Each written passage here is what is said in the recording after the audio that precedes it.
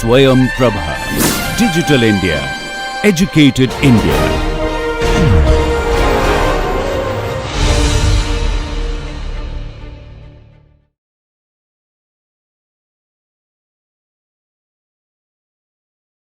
அடுத்தது 5 நிலை விமானம்.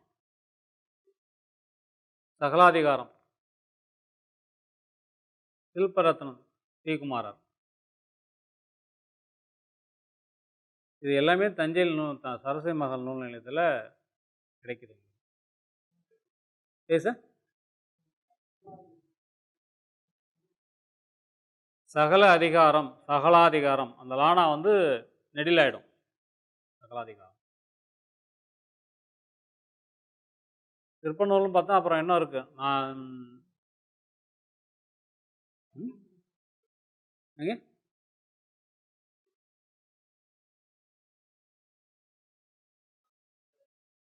இல்லை, இதனுடைய எடுத்து இதனுடைய கோர்வைகளை இதை மேற்கோள் காட்டி தான் நூல் எழுத முடியும். இதை எடுத்து இதில் உள்ள விஷயங்களை ஆராய்ந்து பார்த்து புது நூல் தேர்த்தெடுத்து ஒரு நூல் கொடுத்துருக்காங்க. கணபதி சபரி ஐயா கொடுத்துருக்காரு. நிறைய நூல்கள் எழுதியிருக்கார். இதை விதமாக படித்ததெல்லாம். சிற்பத்துக்கும் தனியாக ஒரு நூல் கொடுத்துருக்காரு. சிற்ப நூல் தனியாக கொடுத்துருக்காரு. அப்புறம் இப்போ இடைக்காலத்திலும் நிறைய நூல்கள் வந்து இதிலேருந்து மேற்கோள் காட்டி கணபதி செய்யா எழுதின அந்த நூலை மேற்கோள் காட்டி நிறைய புத்தகங்கள் வந்திருக்கு. ஆனால் இந்த அளவு ஆழமாக உள்ளே போயிட்டு இது நீங்கள் இந்த அளவுக்கு விஷயங்களை அதிலேருந்து எடுத்துகிட்டு வெளியே வரணும்னா அந்த நூல்கள் தான் உங்களுக்கு பிடிக்கும். இல்லை, அந்த நூலை வாசிக்க ஆரம்பிக்கும் போது தான் வாசிக்கிறதுனா எப்படின்றதே உங்களுக்கு தெரியும். இட் மீன் படிக்கிறது, வாசிக்கிறது தான் படிக்கிறது. எப்படி வாசிக்கணும் அப்படின்ற விஷயமே அந்த நூல்களை படிக்கும்போது தான் தெரியும். ஏன்னா சாதாரணமாக ஒரு புத்தகத்தை திறக்கிறீங்க, இப்போ நூல்களை படிக்கிறதுக்கும் அந்த நூலை படிக்கும்போது தான் அது வித்தியாசம் தெரிய முடியும். அதில் கவனம் இல்லைன்னா அந்த நூலை படிக்க முடியாது. என்ன விஷயமா நீங்கள் தேடுறீங்களோ, என்ன செய்திக்காக தேடுறீங்களோ, அந்த செய்தி அந்த நூலில், அந்த செய்தியில் உங்கள் மனநிலை இல்லைன்னா அது உங்களுக்கு படிக்க முடியாது. அது அந்த நூல். பொதுவாக புராண நூல்கள் எல்லாமே அந்த மாதிரி தான். செய்திகள் எல்லாமே அப்படி தான். அடுத்தது இந்த 5 நிலை விமானம். இந்த 5 நிலை விமானத்தில் வந்து இல்லை நீங்கள் கும்பகோணம் போயிட்டு கும்பகோணத்துலேருந்து கும்பகோணத்துலேருந்து போகணும் சார். அது ஆர்காலஜிக்கல் சர்வேல இருக்கு. துக்காச்சி 5 நிலை கோபுரம். துக்காச்சி 5 நிலை கோபுரம் சேம் ஸ்டைல். ஒரு கும்பகோணத்து பக்கத்தில் துக்காச்சின்னு ஒரு சிவன் பழமையான சிவன் கோயில் வந்து கொஞ்சம் சிதிலம் அடைஞ்சிருக்கு. ரொம்பவே சிதிலம் அடைஞ்சு போச்சு. அமைப்பு பார்த்தீங்கன்னா இந்த தாராசுரத்தினுடைய அதே அமைப்பு அந்த கோவில் இருக்கும். அந்த ரதம் ஓடக்கூடிய அமைப்பு, அந்த எதிர்க்க இருக்க கொடுங்கைகள், இது எல்லாமே அதில் இருக்க மாதிரி இருக்கும். ஆனால் அந்த இப்போ முக்கியமாக பாதுகாக்க வேண்டிய நிலையில் அந்த கோயில் இருக்குது. சுத்தம் பண்ணிட்டு இருக்காங்க. அது திருப்பணின்னு கைகள் இல்லை ஐயா சொல்கிறது எப்படின்னா சார், கோபி சார், அந்த முழு திருப்பணி அதில் உள்ளவாறே திருப்பணி முடியணும்னா அது ஐயாவுடைய கருத்து. அது செங்கல் கட்டுமானன்றது வேற. செங்கல் கட்டுமானமே புது செங்கலை கொண்டு சிமெண்ட் கொண்டு கட்டுமானம் பண்ணுறதுன்றது வேற. அது ரொம்ப ரொம்ப ரொம்ப இதாக பார்க்க வேண்டிய வேலை. பார்ப்போம். அந்த மாதிரி அமைப்பு உள்ளது இந்த 5 நிலை விமானம் அப்படின்னு சொல்கிறது. இந்த 5 நிலை விமானம் உள்ள கோயிலெலாம் பார்த்தீங்கன்னா உள்ளே ஒரு சுற்று வர மாதிரி ஒரு கருவறையை சுற்றி உள்ள ஒரு உண்ணாழின்னு ஒன்று இருக்கும். உள்நாழி. கருவறை சுவற்றினுள்ளே உள்ளே சுற்றி வர மாதிரி ஒரு அமைப்பு இருக்கும் 5 நிலை கோபுரங்களில். ஒரு தஞ்சையில் பார்த்துருக்கலாம் நீங்கள். தஞ்சாவூரில் கங்கை கொண்ட சோழபுரம் பார்த்துருக்கீங்க இல்லையா? அதனுடைய சிறிய அமைப்பு அங்கே இருக்கும். கோயிலுடைய அகலம், கால்புறவாயின்னு சொல்லக்கூடிய கருவருடைய அகலம் அதிகமாகும் போது சுவர்கணம் வந்து ரொம்ப பெருசாக போட வேண்டியிருக்கிறதுனால அந்த சுவர்கணத்தை பிரித்து நடுவில் ஒரு வழி கொடுத்துட்றாங்க விமானத்துக்கு. அந்த விமானம் எங்கே உயரம் வருதோ அந்த விமானம் நேராக தாய் செவருன்னு ஒன்று கீழே வேணும் இல்லையா தாங்கிறதுக்கு, அதை கணக்கு பண்ணி உள்ள அந்த செவர் அந்த அமைப்புக்காக உள்ள சுற்றி வர ஒரு அமைப்பு இருக்கும். அதுக்கு விஷயம் பண்ணலாம். அதான் எல்லாத்துலேயுமே இருக்கும். இந்த கால்புறவாயின்னு சொல்லக்கூடிய இது வந்து அகலமாகும் போது என்னான்னு கேட்டிங்கன்னா, கோயிலுடைய அகலம் அதிகமாகும் போது நடுவில் ஒரு 80 அடி இப்போ கால்புறவாய் இருக்குன்னு சொன்னால் உள்ள 40 அடி தான் கருவறை இருக்கும். மிச்சம் 20 அடிக்கு நீங்கள் செவர் பெருசாக கட்டிட்டு போகணும்.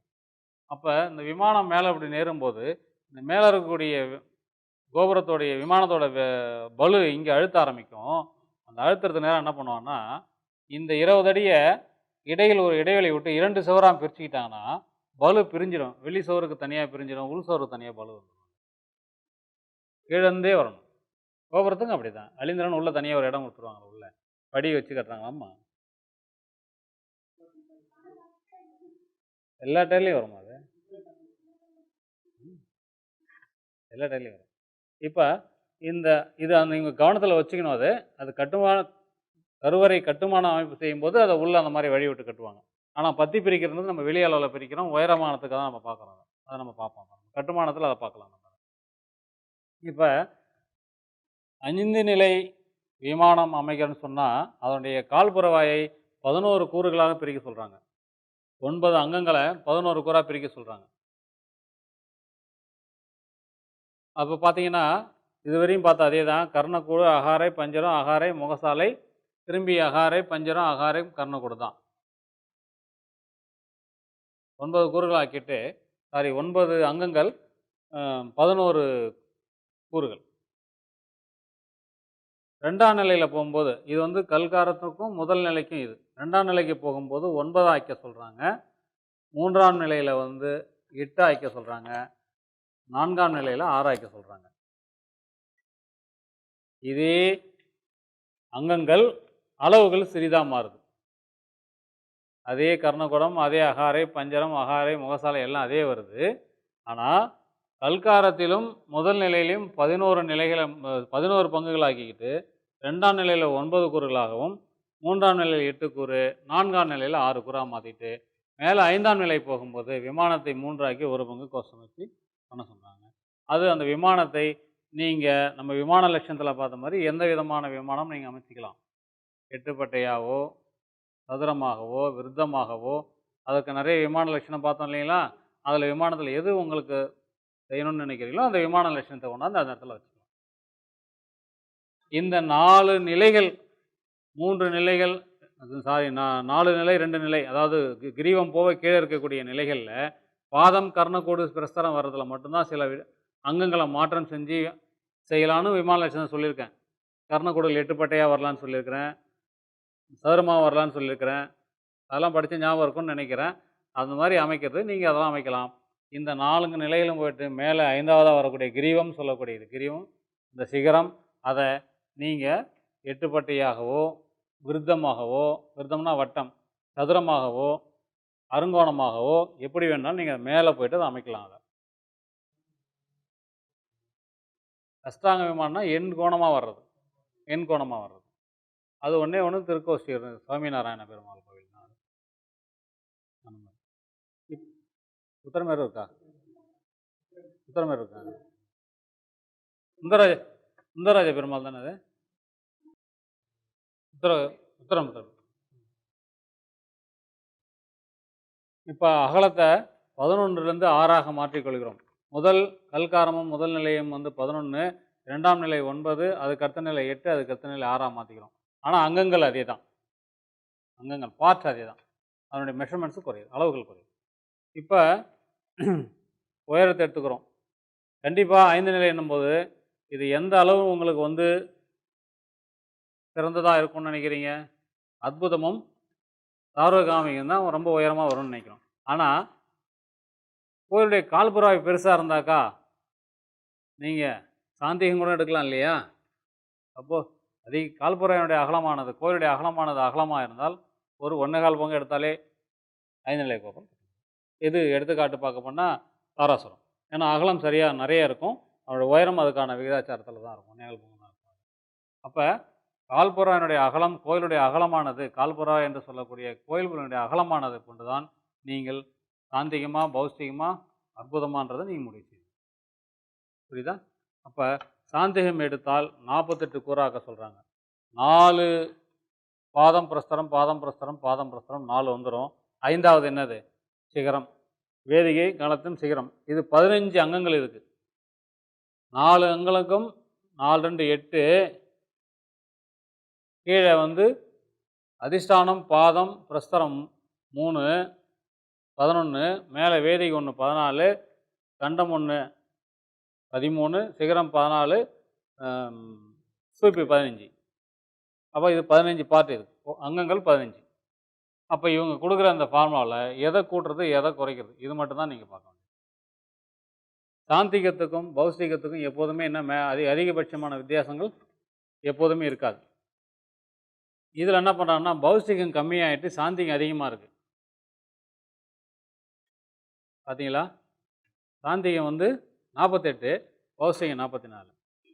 அப்போ இந்த பாகங்கள் அப்படின்றது மட்டும் என்ன ஆகுது, கூடுது குறையுது. ஆனால் இங்கேயும் பாருங்கள், அந்த அதிஷ்டானம்ன்றது 3.25, பாதி இங்கே என்ன வரணும், இதுக்கு பாதத்துக்கு 3.25 2 பங்கு என்ன வரணும், 7 வரணும். ஆனால் எவ்வளோ கொடுத்துருக்காங்க, 5 தான் கொடுத்துருக்காங்க பாருங்கள். அப்போ எதனால் இந்த கோயிலுடைய கால்புற அளவு அதிகமாகுது, பெருசாகுது. அப்போ உயரம் கொடுத்துக்கிட்டே போனால் இன்னும் நீளமாக ஓடி செல்லும். அப்போ என்ன பண்ணுறாங்கன்னா அந்த உயரத்துக்கு ஏற்றவாறு அதை உயரத்தை குறைச்சிட்டு வராங்க. இப்போ ஒரு எடுத்துக்காட்டு பார்த்துங்க மேடம், இந்த தஞ்சாவூருடைய அகலம் எவ்வளோ, கால்புறாய் அகலம் எவ்வளோங்க? 84 என்ன வருது? 64, 84 அந்த கருவடைய அகலம். அப்போ கருவருடைய அகலம் வந்து 84 இருந்தாங்க. அவ்வளோ உயரம் தூக்கி நீங்கள் கல்காரம் உயரம் வைக்க வச்சுருக்காங்களா பார்த்தீங்களா? இல்லை. அதில் பாதி அளவு, முக்கால் அளவு, 3/1 பாகம் அப்படின்னு விமானம் பெருசாக அதனுடைய உயரம் ப்ரொபோர்ஷனேட்டுக்காக குறைய ஆரம்பிக்கும். அந்த மாதிரி குறைய ஆரம்பிக்கும் போது தான் இந்த மாதிரியான குறைய ஆரம்பிக்கும், பங்குமானங்கள் குறைய ஆரம்பிக்கும். 5 நிலைகள் போனாலே அது ஒரு கூடுதலான வேலைப்பாடுகள் உள்ள நிலை, உயரம் கூடுதலாக உள்ள ஒரு நிலை. 5 நிலை போகும்போது அப்போ பங்குமானத்தை என்ன செய்கிறாங்கனாக்கா, அங்கங்கள் இருக்கும், அங்கங்களுடைய உயரங்கள் கண்டிப்பாக குறைத்து காண்பித்து அந்த உயரத்தை சரி செஞ்சுருக்காங்க. நீங்கள் அதிஷ்டானம் மாதிரி 2 பங்கு கண்டம் அங்கே எதிர்பார்க்க முடியாது. அப்போ இங்கே என்ன பண்ணுறாங்கன்னா 2.25 பௌஸ்திகம் 3.5 பௌஸ்திகம் 3.5. அப்போ அதில் ஒரு பங்கு குறைச்சிட்றாங்க பாருங்கள். 6 பங்கு என்ன பண்ணுறாங்க, 3 ஆக்குறாங்க. இதுதான் பௌஸ்திகத்தில். அப்போ இதற்கும் அதற்கும் உள்ள வித்தியாசம் பார்த்தீங்கன்னா அதில் ஒரு பங்கு சுத்தமாக குறைவாக்கிறாங்க. பாதம் பிரஸ்தரம் பார்த்தீங்கன்னா கால் பங்காக குறைச்சிட்டு போகிறாங்க. முதல் நிலையினுடைய பாதம் 5.25, அடுத்தது 5, 4.25, 4.5 கால் பாகமாக குறைச்சிட்டு போகிறாங்க. பிரஸ்தரம் பார்க்கும்போதும் முதல் நிலையை சாமா வச்சுட்டு அதுக்கப்புறம் அதுவும் கால் பாகமாக குறைச்சிட்டு போகுது. எந்த ரேஷில் கால் பங்காக குறைச்சிட்டு வராங்க, பாதமத்தையும் பிரஸ்தரையும் கால் பங்காக குறைச்சிட்டு வராங்க.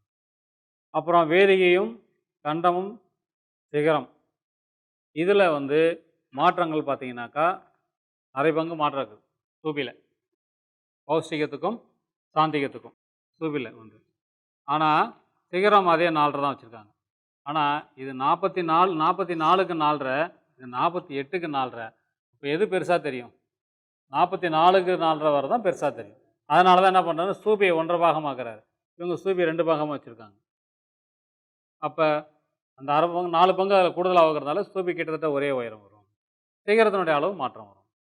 களத்தின்னா கண்டம் இது 2 பாகம், இதில் 1.25 வைப்பாங்க. இது 1/4 பங்கு 1/2 பங்கு வித்தியாசம். ஆமாம், இது 1.25 இருக்குது, இது 2 ஆக்கியிருக்காங்க. அடுத்தது இந்த ஜெயதம் பாருங்கள், இது கொஞ்சம் நிறையவே வித்தியாசமாக இருக்கும். 36 பாகம்ல கம்மியாகுது. அதை விட சார்வகாமிகம் தான் 24 ஆக்குறாங்க. 24 பாகம் சார்வகாமிகம். இப்போ இதனுடைய அங்கங்கள் எல்லாமே என்னவா தெரியும், நல்ல பெருசாக தெரியும். ஏன்னா 24 கூற ஆக்கிறாங்கல்ல.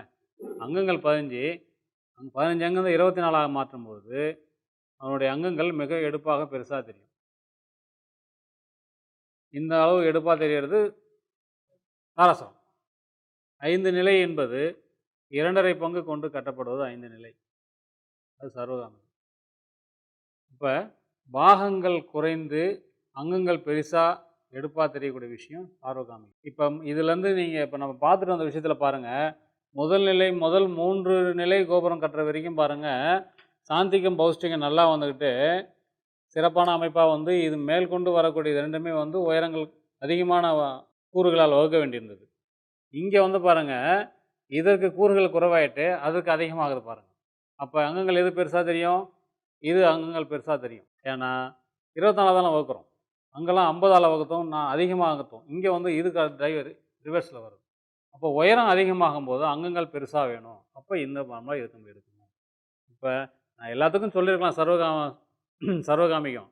ஆனால் சர்வகாமிகன்ற எதுக்கு வருது பாருங்கள், 4 நிலை 5 நிலைக்கு வரும்போது தான் அதனுடைய அங்கங்கள் குறைய வருது, பங்குகள் கூட வருது, எத்தனை பாகம் இருக்கணும்னு. முதல்ல மற்ற 3 நிலையும் பாருங்கள், மற்ற 3ம் வந்து சரியான ப்ரொபோர்ஷனேட்டில் வருது பாருங்கள். சாந்திகம், பௌஷ்டிகம், ஜெயதம் 3 அதுக்கு சரியாக வருது. வித்தியாசங்கள் கம்மியாக வந்தது. இதில் வரும்போது பாருங்கள், இதுங்களுக்கு வித்தியாசம் குறைவாக வரும். அப்போ உயரம் கூட கூட அதனுடைய அங்கங்கள் பெருசாக தெரியும்னா பங்குமானங்கள் பாகங்கள் குறைவாக வரும். இது 5 நிலை விமானத்துக்கான ஃபார்முலா. ஆனால் 4 பாதம் பிரஸ்தாரம் வரும், மேலே சிகரம் வரும். 4 எத்தனை நிலைகளோ அத்தனை நிலைகளில் கடைசி நிலை மட்டும் சிகரம், மற்ற நிலையில் அத்தனும் பாதம் பிரஸ்தாரம். புரியுதுங்களா? இது 5 நிலை. இன்னும் நம்ம இன்னும் பார்க்க வேண்டியது, இன்னும் 16 தளங்கள் வரை கட்டலாம்னு சொல்கிறாங்க. 16 நிலைகள் வரை நம்ம வந்து விமானம் அமைக்கலாம், கோபுரங்கள் கட்டலாம்னு சொல்கிறாங்க. 16 நிலைகளுக்கும் இந்த ஃபார்முலாவை எத்தனை பாகங்கள் செய்து எப்படி அமைக்கணுன்றத அடுத்த வரக்கூடிய இதில் கொடுக்கணும். அது இல்லாமல் துவாரத்தினுடைய அளவு கொடுக்கணும், கோஷத்தினுடைய அளவு பார்த்தா இந்த திருக்கோயிலுடைய நிர்மாணம் அப்படின்ற ஒரு பகுதி உங்களுக்கு வந்து கருவறை நிர்மாணன்ற ஒரு பகுதி நிறைவுக்கு வரும் உங்களுக்கு.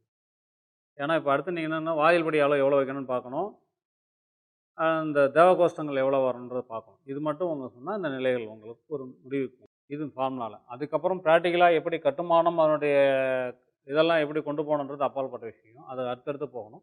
இந்த திருக்கோயில் நிர்மாணத்தில் இந்த உயராங்க லட்சணத்தில் இன்னும் கூடுதலாக இருக்கக்கூடிய இன்னும் விமானனுடைய உயரமும், இந்த துவாரத்தினுடைய துவாரம் அகல நிர்மாணம் எப்படி, அந்த தேவகோஷ்டம் நிர்மாணத்தினுடைய இந்த விஷயங்களை சொன்னால் இந்த திருக்கோயிலுடைய நிர்மாணம் என்பது நிறைவுக்கு வரும். சொல்லுங்கள் மேடம். இருக்குது. ஸ்தூபின்னு சாப்டர் வரும்போது அதை பார்க்க போகிறோம். ஸ்தூபின்ற சாப்டர் வரும்போது மண்டபங்களில் தூண் போதியை லட்சணம்லாம் பார்க்கணும். அது மாதிரி ஸ்தூபின்ற தேவகோஷ்டம் அடுத்தது ஸ்தூபி தான். நம்ம அந்த நாளம் பார்த்தோம் இல்லையா, கோமுகம், அது மாதிரி ஒரு பார்ட்டு ஸ்தூபி. அதுக்கான ஃபார்ம்லாம் அந்த இது முடிச்சுட்டு அது வரணும். டெய்ட்டி வந்து தொடர்பு இல்லை, நிலைகள் வந்து கட்டுமானங்கள் வந்து ஆசனம், சம்பிரதாயம், சௌகரியம், நிறைய பொருளாதாரம் நிறையா இருந்தால் நிறைய பெருசாக செய்து பார்க்கலாம். பொருளாதாரம் குறைவாக இருந்தால் எது காம்பேக்டாக முடியுமோ அதை செய்து பார்க்கலாம். இன்றைக்கு 5 நிலை விமானம் அமைக்கணும், இந்த மாதிரி தாராசுரம் மாதிரி அமைக்கணும்னா அதுக்கு பட்ஜெட் போட்டாக்கா அதை அமைக்கணும். யாரால் முடியும்? அரசாங்கத்தால், ராஜாவால் தான் அன்றைய காலங்களில் செய்ய முடியும். அதனால் அதை அவங்க வந்து அந்த சாஸ்திரங்களை வந்து நிலைநாட்டுறதுக்காக இப்படியும் செய்யலாம் அப்படின்னு நிலைநாட்டுறதுக்கு சான்றே எதுன்னா அதை கட்டி காமிச்சிட்டாங்க. இல்லை, இவங்க வந்து அந்த மாதிரி கொடுக்கல. நிலைகள் கட்டுறதுக்கு வந்து ஃபார்முலாவே கொடுத்துருக்காங்க இவங்க. அதாவது ஈவன் நம்பரில், அதாவது இரட்டைப்படை எண்களில் கட்டலான்றதுன்றதான் சொல்லியிருக்காங்க. அப்படிலாம் இல்லை, அப்படி இல்லை. அதாவது சண்முகர் செண்கோணம், முருகருக்கு 6 பட்டை, பெருமாளுக்கு அஷ்டாச்சரம் எண்கோணம் 8 பட்டை அவருடையது, சுவாமிக்கு இப்போ வந்து பஞ்சாட்சரம் விரதம் யாருக்கு, இவருக்கு ஈஸ்வரனுக்கு அச்சரங்களை வைத்து அந்த எண்களை அவருக்கு வந்து அந்த சுவாமிக்கான அச்சரங்கள் தான் அந்த சுவாமியோடைய பிரதானமாக. சரவணபவான்றது 6 எழுத்து மந்திரம், நாராயணான்றது 8 எழுத்து மந்திரம், நமசிவாயன்றது 5 எழுத்து மந்திரம். இதை தான் வச்சு அதுக்கு வந்து நான் நம்பரை சொல்லியிருக்காங்க நிறைய. மற்றபடி அந்த பெருமாளுக்கு வந்து 8 உகந்தது, ஈஸ்வரனுக்கு 9 உகந்தது அப்படின்னா அம்சங்கள் வேணா இருக்கலாம். நவசக்தி, நவதுவாரம், அந்த மாதிரி விஷயங்கள்லாம் இருக்கலாம். ஆனால் அது கடவுளுக்கானதான். அந்த மாதிரி எதுவும் சொல்லப்படல. அது நம்ம வந்து என்ன பண்ணோம், கன்ஸ்ட்ரக்ஷன் ஒரு டெக்னிக் படிக்க போகிறோம். அப்போ இப்போ ஃபார்முலா தான் நம்ம படிச்சுட்ருக்குறோம். ஹெட்டிங் நம்மளுடைய கன்ஸ்ட்ரக்ஷன் டெக்னிக் நம்ம படிச்சிருக்கிறது. ஆனால் ஒன்லி இப்போ ஃபார்முலா இருந்தால் வரையும் போயிட்டுருக்கோம். அந்த கன்ஸ்ட்ரக்ஷன் டெக்னிக்னா இந்த மாதிரி நீங்கள் ஒரு நிலை கோபுரமா இல்லை 2 நிலை கோபுரமா எந்த கோபுரத்தை கட்ட போகிறீங்கன்னு நம்ம ஒரு ப்ரோ ஃபார்மா, அதாவது ஒரு மாதிரி தயார் செய்து அதற்கான கட்டுமானம் வேணும்னா அதனுடைய எர்த்ஒர்க்கு எந்த மாதிரி செய்யணும்னு நம்ம ஒரு செய்து பார்க்கணும். அதுக்கான தனியாக நடத்தணும். எல்லாமே மேலே என்ன வருதுன்றதை முடிவு பண்ணிட்டீங்க.